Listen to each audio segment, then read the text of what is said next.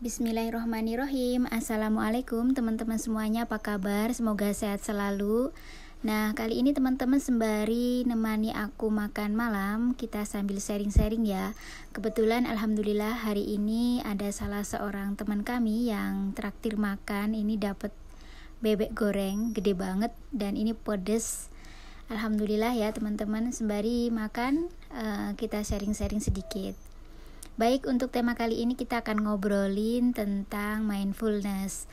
Mungkin ada di antara kita yang merasa hari itu cepet banget berlalu, sibuk banget, was-was, dan juga seperti tidak ada waktu buat diri sendiri. Atau mungkin ada teman-teman yang ngerasa stres dengan peristiwa yang sudah dialami atau terlalu khawatir dengan peristiwa yang akan datang.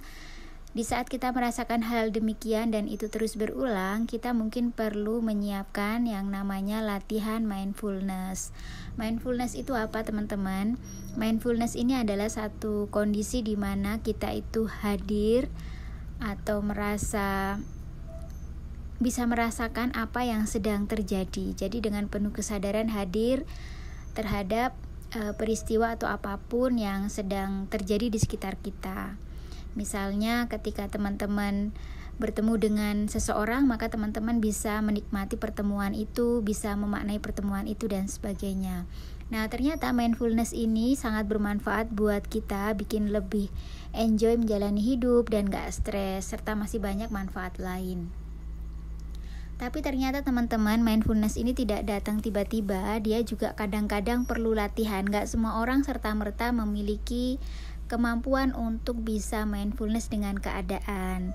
Nah, ada beberapa langkah yang bisa kita lakukan ketika kita ingin melatih mindfulness kita. Apa saja? Yang pertama adalah kemampuan untuk observasi, untuk melihat dan memperhatikan stimulus atau rangsangan atau mungkin hal-hal yang memang terjadi di sekitar kita. Jadi benar-benar memperhatikan apa yang sedang terjadi.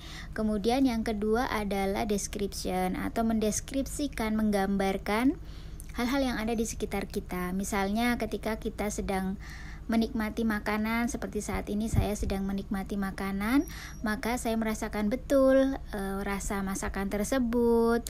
Kemudian bisa mendeskripsikan dari apa saja bahannya.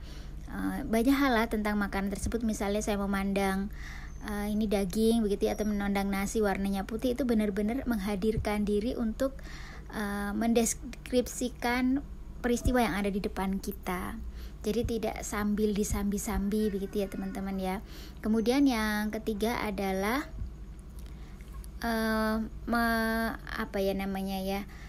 jadi melakukan aktivitas yang yang aktif dengan penuh kesadaran. Artinya kita melakukan aktivitas yang kita lakukan itu dengan penuh kesadaran, tidak kemudian ya sambil kira-kira atau sambil beberapa aktivitas dilakukan bersamaan, akhirnya nggak fokus, nggak gitu ya teman-teman ya. Karena kan ketika sebuah peristiwa itu hadir, kita biasanya akan merespon dengan pikiran, perbuatan, perilaku. Nah, orang-orang yang mempunyai mindfulness yang baik, biasanya mereka akan menghadirkan respon tersebut dengan aktivitas yang aktif, tidak sebagai pasif mendengarkan tanpa memikirkan dan sebagainya, serta melakukan dengan penuh kesadaran. Nah, kurang lebih seperti itu teman-teman.